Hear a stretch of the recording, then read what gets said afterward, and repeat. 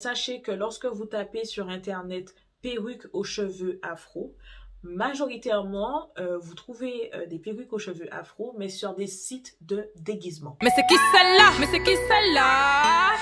Ratata! Bonjour tout le monde, j'espère que vous allez bien. Aujourd'hui on se retrouve pour une vidéo avec un thème assez particulier puisque ça fait un petit moment que vous m'avez pas vu. Là je reviens avec un sujet problématique selon moi, à savoir le port des perruques aux cheveux lisses. Avant de commencer, je précise que c'est mon avis. Je ne force personne à faire quoi que ce soit. Simplement, je pense que c'est important d'ouvrir le débat et je vous invite à me dire en commentaire votre avis. Je pense que la première question à se poser, c'est pourquoi les femmes se sentent obligées à l'heure actuelle de porter des perruques aux cheveux lisses. Ça peut être par rapport à des remarques de l'entourage proche. Par exemple, mamie qui va faire beaucoup l'éloge de la petite fille aux cheveux curly par rapport à la petite fille aux cheveux de type 4C. Dans le milieu professionnel aussi, ce n'est pas facile. Lorsqu'on cherche du travail, malheureusement, le cheveu naturel n'est pas considéré comme professionnel. Et on va pas se mentir, on peut être amené à recevoir des moqueries ou encore des remarques du style « Oh, mais t'as pas de peigne chez toi ?» On a aussi droit aux gestes déplacés.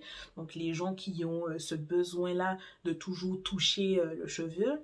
Au niveau du budget aussi, ça demande quand même un minimum. Le coût des bonnets, des soins qu'on peut être amené à faire aussi, le nombre de fois qu'on ira peut-être en salon de coiffure, bref.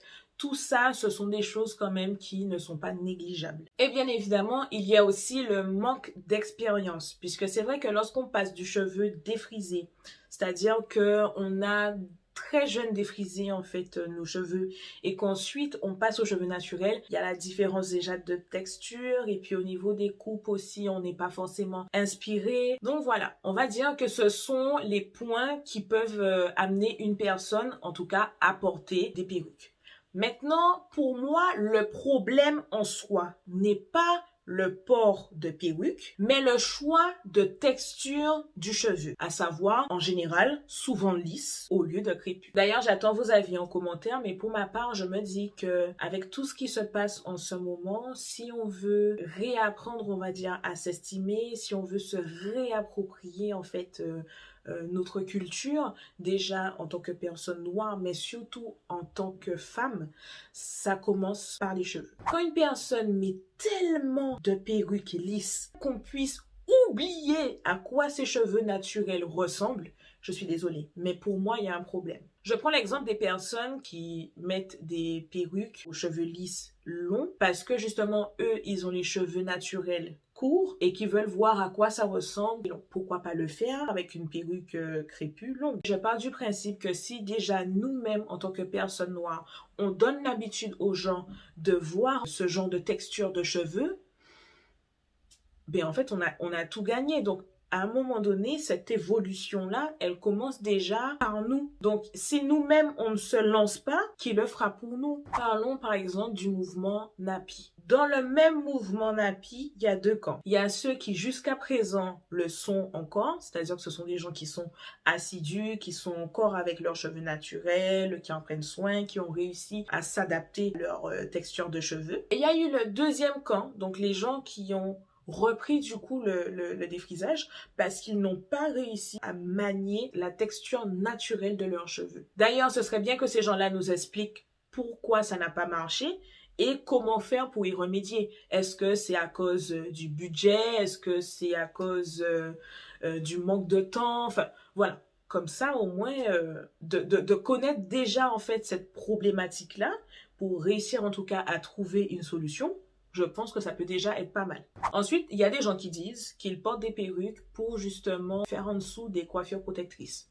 Ok, maintenant, qu'est-ce qui vous empêche de faire des coiffures protectrices sous une perruque aux cheveux crépus? Ça me fait mal au cœur quand je vois des filles qui vont faire par exemple des challenges avant-après. Donc avant, hein, on les voit avec le cheveu naturel, ça se voit qu'il est sec, il n'est pas coiffé. Et après, on voit que la fille, elle est en bombe, elle est magnifique, mais par contre, elle a une perruque aux cheveux lisses. Est-ce que vous vous rendez compte, en fait, de l'image que vous laissez, en fait, dans la tête des enfants? Ça voudrait dire que pour être en bombe, il faut automatiquement porter une perruque aux cheveux lisses. Donc, ça veut dire qu'avec son cheveu naturel, on est moche. C'est cette image-là que ça véhicule. Et pour moi, c'est néfaste pour nous dans la communauté. Encore une fois, c'est mon avis, je suis obligée de le préciser parce que sur Internet, vous allez trop vite. Moi, je pense que les influenceuses noires ont ce pouvoir-là de changer la donne, puisque dans la majorité des cas, ce sont elles qui font la publicité de ces marques-là. On n'est pas là pour les blâmer, mais ce qu'il faut savoir aussi, c'est qu'une petite youtubeuse qui a, on va dire, entre 1000 et 5000 abonnés, en tout cas moins de 10 000 abonnés. Souvent, ce sont des petites marques chinoises qui vont venir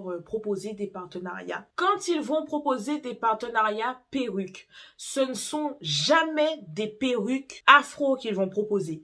Ce sont toujours des perruques aux cheveux lisses. Pourquoi vous pensez que ces gens-là font ça? Vous pensez que c'est sans raison? Quand une marque s'intéresse à une petite youtubeuse et lui propose de faire un partenariat, je peux comprendre qu'elle accepte. Je suis désolée, elle va pas cracher sur cet argent-là. Enfin, si elle négocie, bon, ça même c'est une autre histoire. Mais bon, bref, tout ça pour vous dire que ces marques-là ne font pas ça sans raison. Ce que j'essaie de vous faire comprendre, c'est que si les mêmes youtubeuses qui acceptent de faire des partenariats perruques, qui au lieu d'accepter les perruques lisses, demandent justement à avoir des perruques aux cheveux crépus.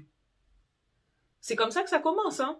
Et nous déjà, en tant que consommateurs, si nous-mêmes nous montrons que nous, voilà, c'est pas ça qu'on veut, c'est ça, de toute façon, ils vont forcément se diriger vers la demande en fait du consommateur et pas l'inverse. Moi, je ne vais pas vous cacher que les influenceuses noires, par rapport en fait à la visibilité qu'elles ont, j'attends beaucoup d'elles pour changer les choses. Ce que je suis en train de dire, c'est pas le fait qu'il faut totalement arrêter de porter des perruques lisses. Je dis juste que si on a cette opportunité-là de montrer aux gens que les cheveux crépus sont tout aussi jolis que le cheveu de type caucasien, donc le cheveu lisse, c'est nickel pour nous. Selon moi, la définition du retour au naturel, c'est le fait d'apprécier ces cheveux naturels, d'apprendre à les aimer, d'en prendre soin et surtout de se trouver belle avec ses cheveux naturels. Je vous invite à faire vos propres recherches,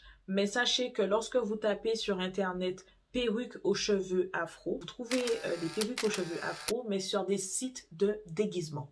Donc voilà, c'est tout pour moi. J'espère que cette vidéo permettra de créer le débat et non pas une polémique inutile. N'hésitez pas à partager la vidéo si ça vous a plu et à me donner vos avis en commentaire. Merci d'avoir visionné la vidéo jusqu'au bout et je vous dis à la prochaine.